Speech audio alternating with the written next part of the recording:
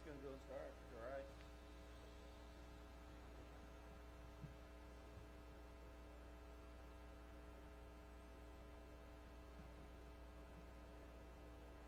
Are we ready? All right, we got a mic. I usually don't need a mic, but with all the noise out there. So, hey, first of all, I'm going to push this out a little bit because I'm loud. First of all, thank you for joining Customs and Border Protection from the World Trade International Bridge here in Laredo. And I was talking to the team here just to kind of provide a little context. Right here in Laredo, this port is the busiest for commercial trucking in the entire United States. So I think it's appropriate that we're standing here today. And why we're here, so I want to provide an update on several important aspects of our border security mission. To include the threats that we are facing every single day, affecting both our national security and economic security. Threats that are coming to our borders every day. And those threats that we're not able to stop at the border, not just here at the Laredo sector, but everywhere along the southwest border. Those threats we're not able to stop make their way into every town, city, and state in this entire country. It's why it's so essential that we must know who and what is coming to our border and constantly strive to enhance our operational capability to stop those threats. We've got to have the resources to effectively do that to protect American people. So first, let's talk about COVID-19. We encounter foreign nationals from over 135 countries, all navigating the impacts of COVID-19. Those we encounter, look, we don't know the full extent of their travel pattern, we don't know their medical history, and we don't know their human contact history as well.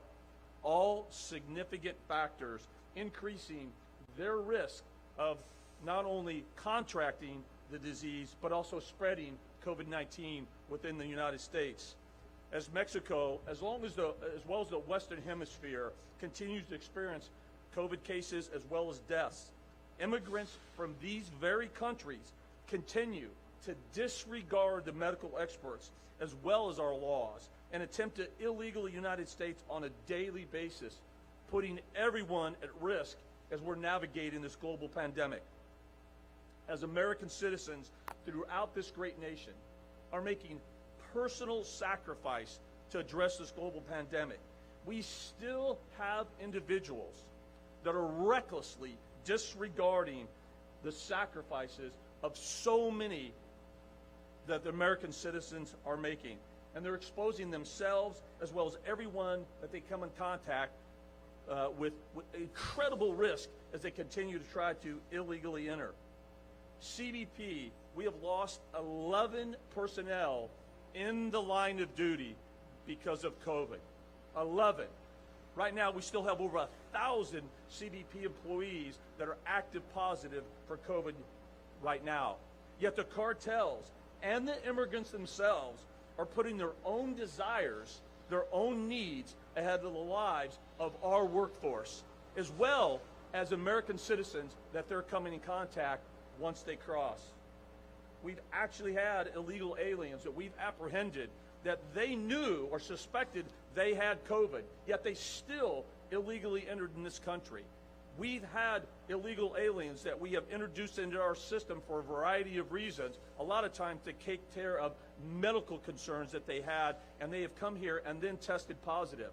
Just the other day, we had a Border Patrol that conducted a rescue in a rail environment. The Border Patrol agent actually had to be lowered down into and Matt, there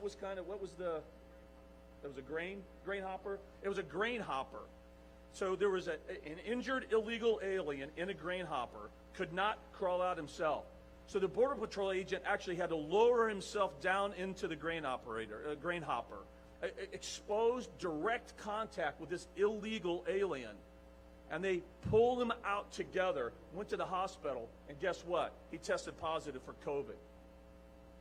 So that Border Patrol agent had exposed, prolonged contact with someone trying to illegally enter this country. As I said, disregarded every medical advice and opinion from every medical doctor in the world and still did that and exposed not only the other immigrants in that hopper, but also the Border Patrol agent. And think about this. This isn't just about the Border Patrol agent now risking his or her own life. That Border Patrol agent, that individual is a mother, a father, a daughter, a son. So now when they go home, it's not just about risking their lives. Now they're going back home and they're taking that back to their family. Think about that for a minute. That's not hyperbole. That's real. That's fact. And that's got to stop. So let's talk about deterrence. Our message to the cartels and those that are recklessly risking the lives of so many. It's clear right now, if you attempt to illegally enter our borders right now, you will be apprehended and you will be removed immediately. Under a CDC order that started in March of this year, a public health order, and I think this is important, not an immigration enforcement stance, but from a public health order. CBP is now returning 91% of illegal aliens that are amenable to that order, and we're doing so with under 2 hours. This not only has dramatically reduced the spread of COVID-19 in the United States, but it also sends a powerful message to the migrants and the human smugglers who exploit them that this president remains committed to providing CBP and DHS with the tools we need to protect the American people from the further introduction of COVID-19, and it's working. One more note I'd like to mention. As the U.S. economy improves, we can expect further upticks in illegal immigration attempts. As I've just explained, they've clearly shown even a global pandemic will not stop them. Such an anticipated upticks make these authorities even more critical than ever. In fact, we have the authorities to address the threats we face and remove these illegal aliens safely and efficiently. So what's important about that is the numbers become less relevant because the CDC order gives us the authority and gives us the tools to do exactly what we need to do to protect the American people. Instead of introducing these individuals into our open air congregate settings, we are able to remove them effectively, safely, and immediately. Now, I'd like to talk about another thing that's directly impacting the Laredo sector. We call it a surge operation. As I mentioned, COVID-19 has taken a toll on the CBP workforce. As I said, 11 have died in the line of duty. So what I want to mention now is a new operation that we have undertaken here in South Texas, again, Laredo and the RGV area.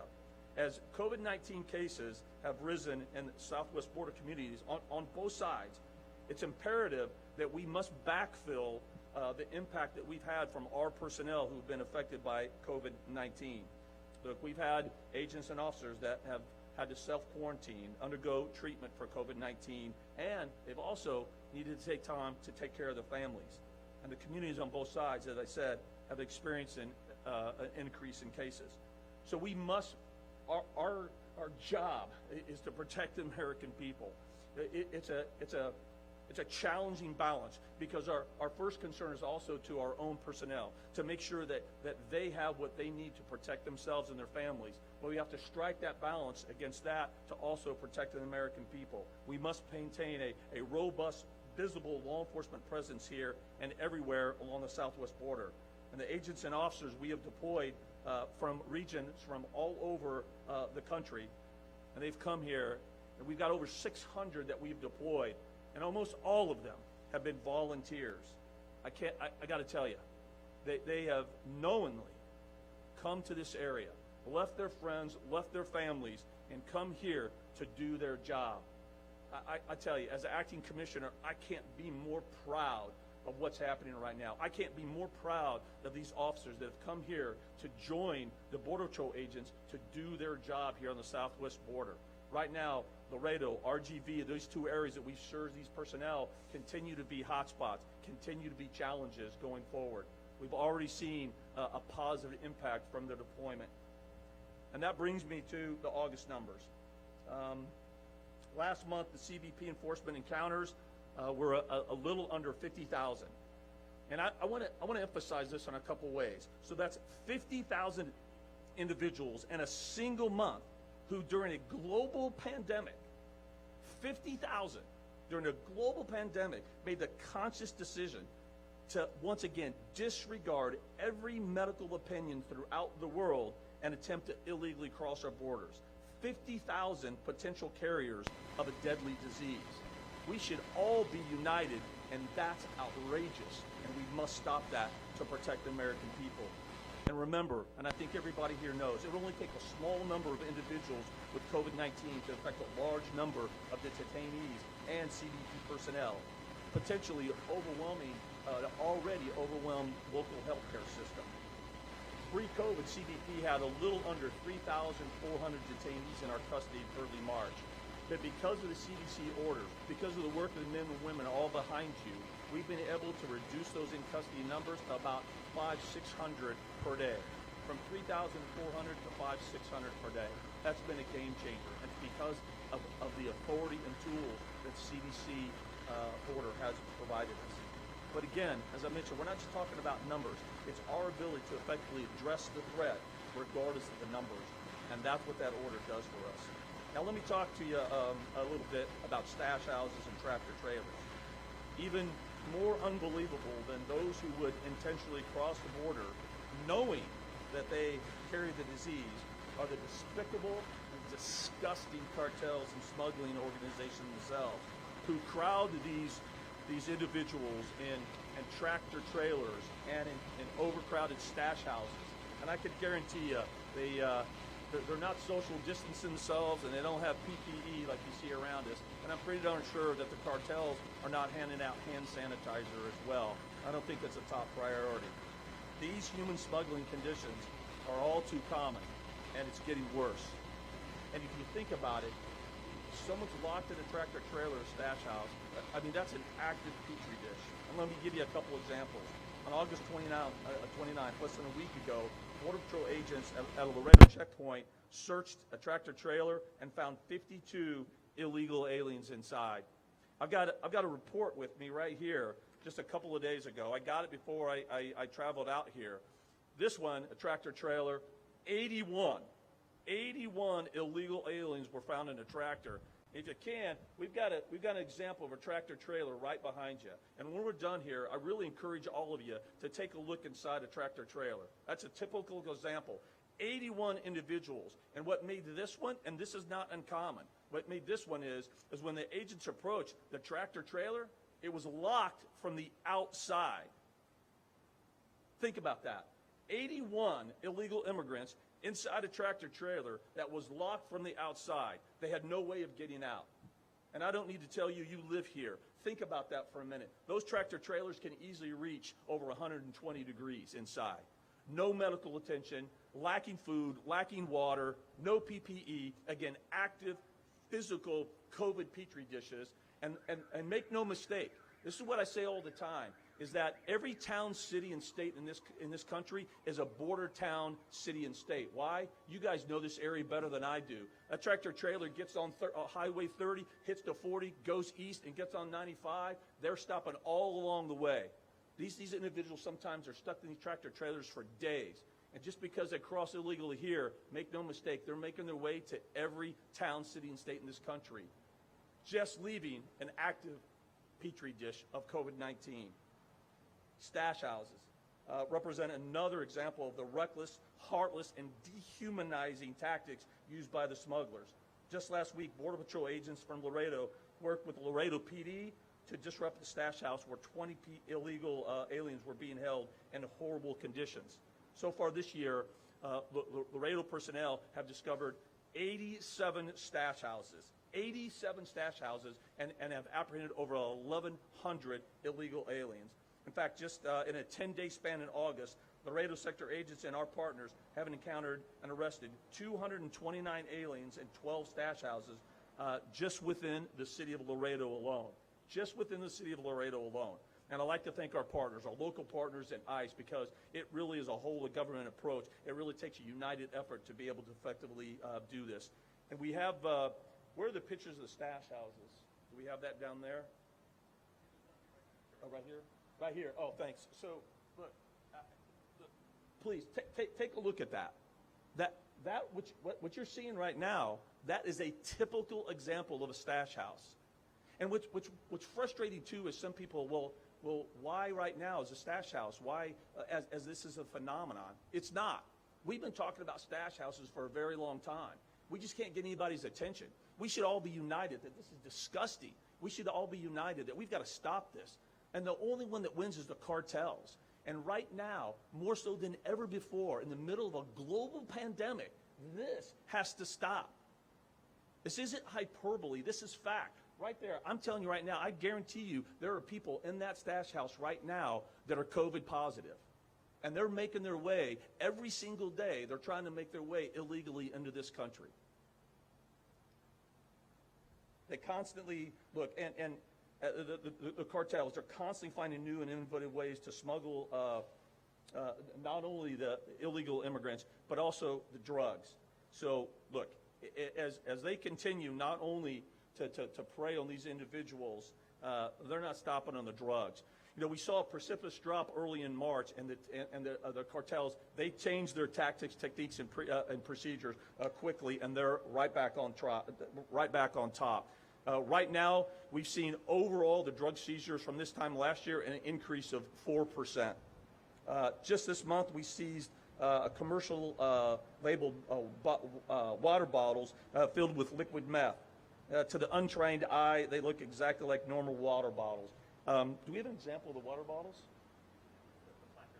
Oh, the placard, yeah. So, do you mind, Randy, talking about that a little bit? Yeah. Oh, that's El Paso? All right, so this is an example out of El Paso, but look at that. For me, that looks like a bottle of water I'd pick up. That's liquid meth. And again, I think that shows directly the expertise and the dedication of the officers and agents every single day to stop something like that.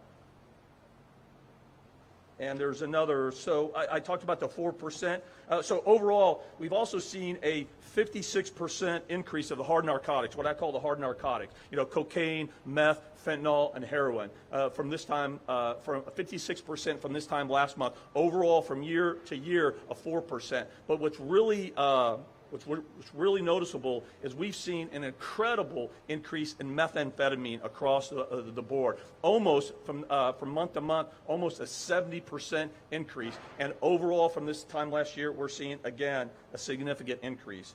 And another thing I want to talk about is, it's on the table here, is that right here in Laredo, just 5 seizures have yielded nearly 1,900 pounds of methamphetamine worth more than $34 million. And I'd like to call the Director of Field Operations, Randy Howe, up to talk about a couple examples of seizures that you see right here. Thank you, Commissioner. Randy Howe, Director of Field Operations for Laredo. I cover from Del Rio down to Brownsville. Thank you, Commissioner, for hosting your monthly operational update here in Laredo. So this seizure here is a commercial shipment that was targeted in advance by our officers standing over here. So it's not something we stumbled upon. They were looking at the information that was provided to us in advance. The shipment was of machinery coming from a location within Mexico that's of a high threat area. And this is from a company that we don't have a relationship with. So we were waiting for the shipment to arrive. What this is essentially is a metal shredder. So a very industrial size shredder which shreds vehicles and large machinery. So we targeted it. We were waiting for it to arrive. The due diligence of these men and women, we climbed on top of this shredder with drills to drill through 5 inches of iron. We broke multiple bits to get into it just to see what was in the middle. And then we verified that there was methamphetamine with inside. Then, of course, we had to unload these cylinders, which are quite heavy. And then about a week of trying many different methods to get into it. You can see a picture over here of the blowtorch that we used. 1,200 pounds of methamphetamine we pulled from. We actually have 2 more of these pistons here. 1,200 pounds of methamphetamine with a street value of $25 million. Just amazing work by our men. I want to highlight another one here, sir. So this is in the vehicle environment, also another high threat environment. Relying on our technology, non-intrusive inspection technology, but more importantly, our officers, Officer Cavazos. Tomorrow will be his 3-year anniversary with CBP. His experience and intuition to target this vehicle, have it referred to the NII, to use that technology to identify a trap door in the back of the vehicle, and we have 25 pounds mixed load of heroin and cocaine. So great job by Officer Cavazos. Thanks, Randy. Nice job. Yeah. So, and you guys can see it for the placard. Just these two seizures alone, $24 million. $24 million in street value.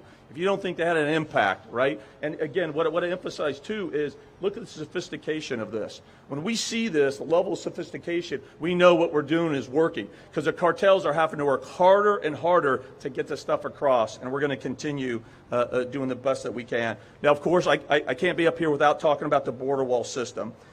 Each threat that we've talked about here the past few minutes, the illegal migration, drug smuggling, the influx of ruthless gang members, thousands of violent criminals, and the human smugglers' reckless disregard for human life and public safety, even during a global pandemic, and I could keep going on, is that the wall is and will continue to mitigate all these threats. That's the truth. Those are the facts. As more steel and concrete goes into place, our operational capacity to address these constant evolving threats exponentially increases. The wall helps us shape the behaviors of the cartels, giving us the advantage rather than the cartels. Today, we built more than 300 miles of wall system along the southwest border. And even as the non-believers, the folks that have been out there for a very long time saying we were never going to get this done, what I refer is to the judicial activism of lower courts that have tried to stop our construction of the wall, and the false narratives, and quite frankly, the lies out there about the effectiveness and need of the wall. Despite all that, this president has remained steadfast in his commitment to the American people and to the men and women of CBP. He was one of the first modern-day presidents who actually went. This isn't the president's vanity wall. I've heard that a lot, and that's just not true. He went to the men and women of Border Patrol and said, what are some of the things you need? And there's a lot of things that were discussed, but one of the tools they said to the president they needed was the wall. But not just a wall system, something that included integrated technology, lighting, access roads. And the wall system is not a standalone entity. It's part of a multi-integrated strategy of infrastructure, technology, and personnel. And whenever you have that multi-layer strategy and an effective wall system in place, you see the threat precipitously go down everywhere where that strategy is applied. And that's a fact. That's not hyperbole. And I'm confident.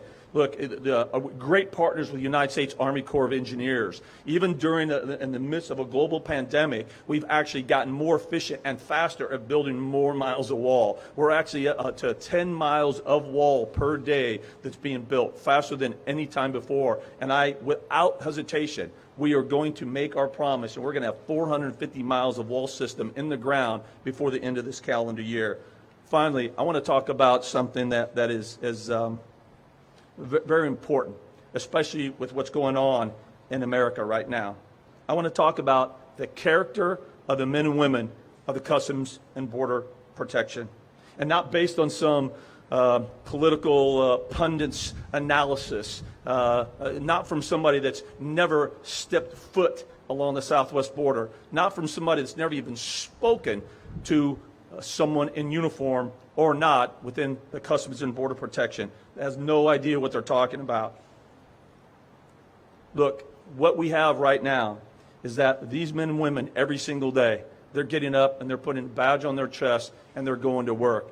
And what they do is risky enough every single day. But now they're doing it in the midst of a global pandemic, risking everything for a total stranger and doing everything that they can, including risking their own lives to save a life.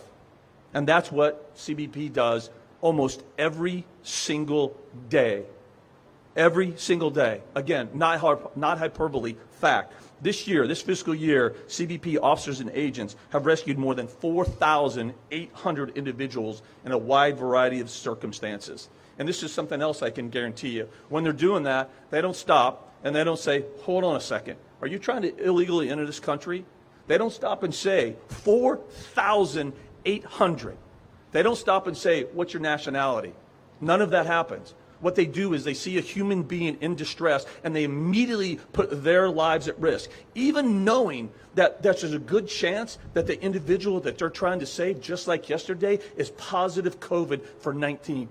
That's remarkable.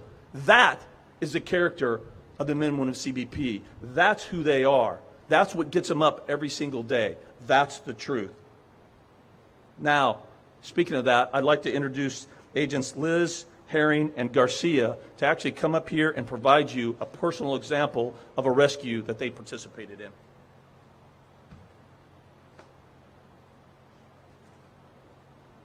Thank you, Commissioner. Good morning, ladies and gentlemen. My name is Air Interdiction Agent Taylor Herring, and I was the pilot on this particular rescue mission. It was back in June on the night of the 7th. It was about 10 o'clock in the evening.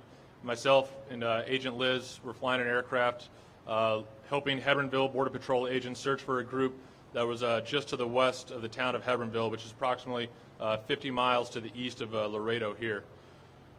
We were searching for this suspected group of illegal aliens near Highway 359, and after we had found this group and Hebronville agents had apprehended those subjects, we were informed through the Border Patrol agents that were on the ground that one of the female subjects that had been apprehended informed them that they had left a group. They had abandoned 3 individuals several hours prior, and they gave us approximate direction of approximately southwest. So we, myself and Agent Liz, headed back that way, just searching the area. We left to see if there's any group or any agent or any subject still with that group, and we immediately went to go look for these lost subjects. As we were searching the area, at that time I noticed a light kind of just out in the brush, which was unusual because we were several miles from any kind of civilization.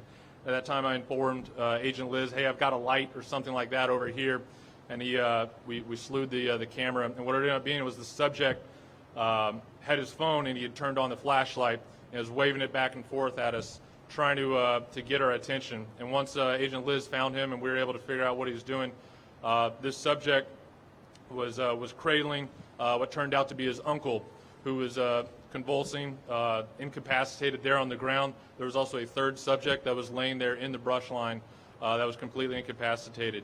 At that time, we informed Border Patrol agents of what we saw and also coordinated with them to immediately get emergency medical services en route to that location. We stayed in the area and we talked the agents on. Agent Garcia was the first one to arrive on scene, and there was no real roads there, so we had to guide him to the nearest road and then to get him over the fence and then to the location of the subjects. And once he arrived on scene, he started to assess what was going on and realized these personnel were absolutely in distress. At that time, we landed. Agent Liz got out along with Agent Garcia and helped to get these distressed individuals onto a litter across rough terrain through the mesquite and to the awaiting ambulance, and ultimately onto higher level care. So. Thank you. Again, a quintessential example. Something like this happens, like I said, almost every single day. And another look. What we should all be united is to stop this. Stop this. The cartels, I can tell you exactly what happened, right? So the cartels, first of all, the individual is probably in a stash house like this for a couple of days on the Mexican side. And then the cartels say, okay, you're coming now. Let's go. And as they approach the border, they don't walk up to the border, especially if they see Border Patrol. They say, go, you're on your own. See ya, I'm out. I already got paid. That's what that happens. And they're on their own. To walk miles sometimes in an open area like this with the heat, and this is what happens. And what you just heard is what they do. And again, I know you didn't stop to ask, hey, what's your nationality, or are you trying to illegally enter, right? You just saved a human being. That's the truth. So with that, I'll turn it over to you. I'll take questions now. Yes, ma'am.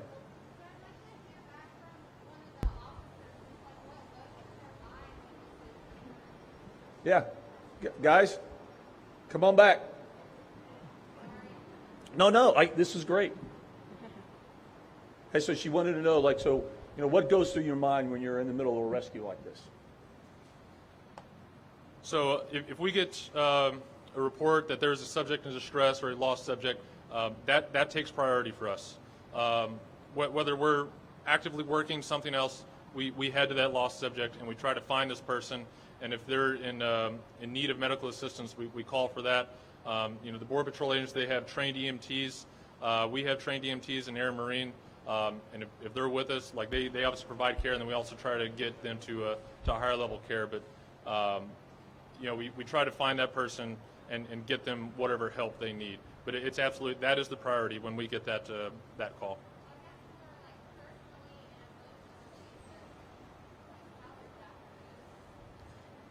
I mean, personally for me, anytime I can save a life and send somebody home to their family, the sense of accomplishment that I feel, and I'm sure these guys will tell you the same thing, knowing that we saved someone's life who had been abandoned and left for dead out in the middle of nowhere, that's a phenomenal feeling that I can't describe. So, thank you, ma'am. Don't go too far. They may have more questions. So, and again, I hope you caught something that they said. And first of all, an air asset, a helicopter, a single helicopter is a big deal. We don't have a lot of helicopters to do our job to protect the American people. So anytime a single asset is pulled off like that, that's a big deal. But you just heard him. Hey, that takes priority. That's the truth. That's fact. That's not hyperbole. And you just heard exactly from the people who do it, not me. So don't take my word for it. Take their word for it. He just said it's priority, and the impact that it has is saved a human being so they could go home to their families, regardless of illegal activity, regardless of their nationality. I can't hear you. Yeah, so the question is, how long do you think we're going to do the surge operation? As long as the threat still exists. So as I talked about, right now, what we looked at along, I think everybody's familiar with along the southwest border, the areas that have seen the surge. And what we have in Laredo and RGV, especially in Texas, we saw the spike. And we've seen that spike on both sides of the country. So I think that's very important. And also what we're seeing is a high degree of recidivism, especially among the Mexican national single adults. They're coming back again and again. We're catching them, removing, they're coming back. In RGV alone, the number of recidivism is some of the highest we have along the southwest border. We're also experiencing some gotaways. Even though that's another reason why we need to surge additional resources. And look, a gotaway before COVID was one meeting. Hey, yeah, they were breaking our sovereign laws. They were illegally entering, breaking the law. Okay, so that's one element. But now in COVID, that gotaway takes on a completely different meaning now. That gotaway now could be an active COVID carrier coming to the United States and killing an American citizen. So we are trying to do everything we can to reduce the number of gotaways to protect this country. Commissioner, question from Ted Hedson, Reuters. How many unaccompanied children, single minors, have been expelled under Title 42? Can you provide a breakdown by nationality and where they were sent? Yeah, so let me get that so I can.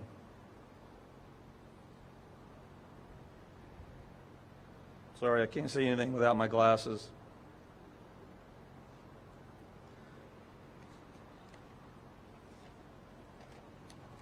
And we can also provide this to you as well afterwards, if I don't have all the data. So this month, current month, the total count of UACs was just over 3,000. Family units was just over 2,600, and single adults were just over 43,000. So that gets our total to, again, a little over 49,000. And the majority of the UACs have been returned. And I think this is a critical element, is that when we're talking about, again, this isn't from an immigration enforcement standpoint. This is from a public health COVID-19 standpoint, again, enforcing the CDC orders. So a child, as everyone well knows, can carry COVID just as much as an adult. So the issue is we want to prevent them from being introduced into our congregate settings and being further introduced into the country. And so that's why UACs and adults both apply to that CDC order. And so we're trying to do everything we can to expeditiously remove them as well. Commissioner, question with Priscilla Alvarez with CNN. How many migrants who have been apprehended at the southwest border have tested positive for COVID? Of the 11 CBP personnel who have died because of COVID, is that because of exposure to a migrant? Yeah, so let me take the first question. So I don't have the exact number to date of the number that have tested positive, we can get that number. But it's been dozens of individuals. But keep in mind, we are removing 91% of the individuals. So it's only a small percentage that were actually taken into our custody and then they're being tested. So if you think about that, the numbers, even with a few dozen that have tested positive, statistically speaking, that's pretty high. Because again, we're removing 91% of the people. And what was the second part of the question? Second part of the question is, of the 11 CBP personnel who have died because of COVID, is that because of exposure to a migrant? Yeah, so it's a little bit of everything. And so what we've had is Border Patrol agents that have been working on the front lines through the line of duty determination. We have, it's the majority of those have been from contact with migrants. Now, CBPOs that have not been working on the border, they've been working in a port of entry environment. They've contracted that from other individuals that they've encountered as their normal course of duties. Yes, sir.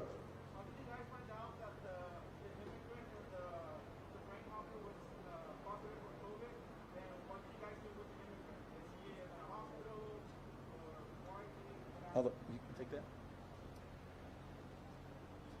Good morning, Matthew Hudak, the Chief Patrol Agent of the Laredo sector. So I'll answer that one for you. So the incident, the rescue that the Commissioner was mentioning took place yesterday afternoon, about 2:30 in the afternoon.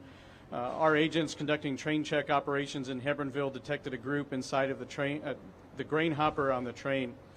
The agents made contact with them. The temperatures in that grain hopper were over 106 degrees at that point. They had to use a ladder to allow those people to come out. There was a total of 11 people, in there. 9 of them were able to get out. 1 of them had to be helped out, and the one the Commissioner mentioned is the one you're asking about, was completely unconscious and not responsive. The agent had to actually enter through the manhole cover at the top of the grain hopper to get to that individual and ultimately physically grab him and help carry him up the ladder to get him out. He was completely dehydrated, unconscious, non-responsive. He was actually treated by our EMTs at the scene and then flown out via air flight. So it was actually when he got to the hospital for that treatment, part of their normal testing, they did that screening test, and that's where we identified that he was COVID positive. I would have loved to have that agent that did that rescue here today to talk to you, but unfortunately because of that exposure, now he and some of those other agents are in a quarantine status.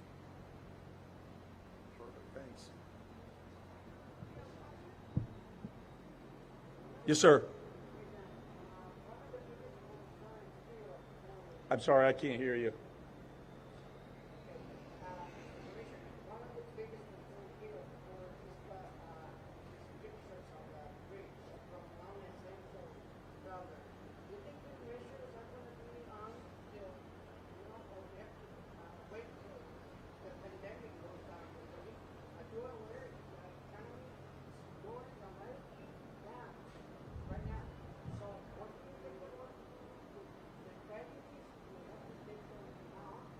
Right, so good question. So he's asking about the non-essential travel restrictions at the POE.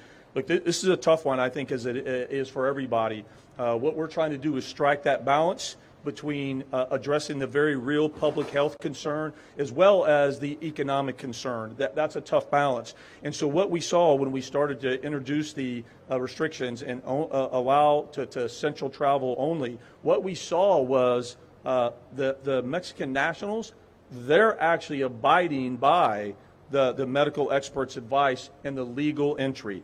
We saw a precipitous drop in March right after these restrictions. What we saw through our surveys is that 83% of those coming back and forth across the border are actually U.S. citizens, or LPRs.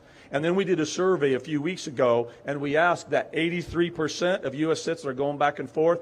How many of them are traveling for essential or non-essential reasons? 63% self-admitted that they are traveling back and forth for non-essential reasons. In the midst, while both sides, on the Mexican side and U.S. side, along the southwest border, COVID spike was going through the roof. At the same time, we have an American citizen going back and forth.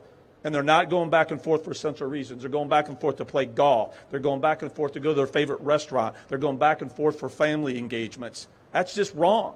That's wrong. So what we did just recently is kind of focus our efforts on supporting the essential travelers and hoping and trying to educate the American citizens that are violating those restrictions the importance of heeding the medical experts. Now, as you know, we can't prevent a United States citizen, or LPR, from coming to the United States, but we're trying to educate them just for a while. And we're going to continue to do this until, so we work collaboratively with CDC and HSS. We're a part of the Vice President's COVID-19 task force. So it'll be a kind of a collective decision on how much longer we continue these restrictions before we eliminate it. It's a good question.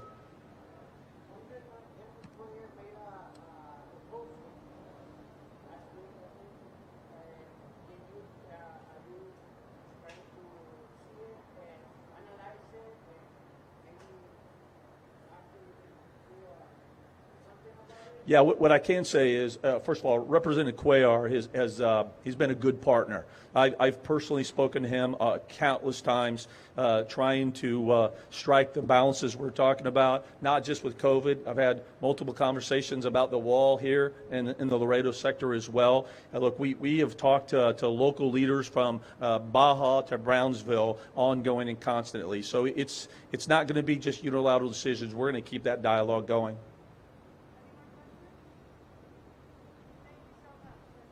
Okay, thank you.